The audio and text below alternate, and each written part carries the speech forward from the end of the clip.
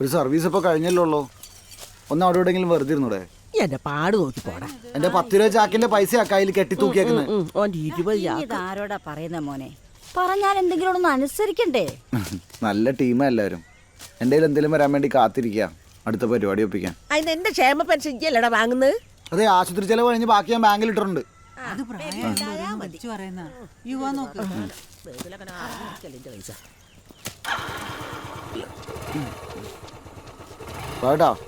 വന്നിട്ടാണേ.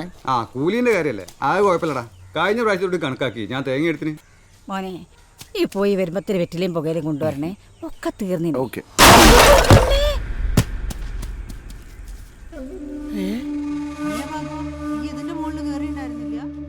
അതെന്താ അതിനകത്ത്?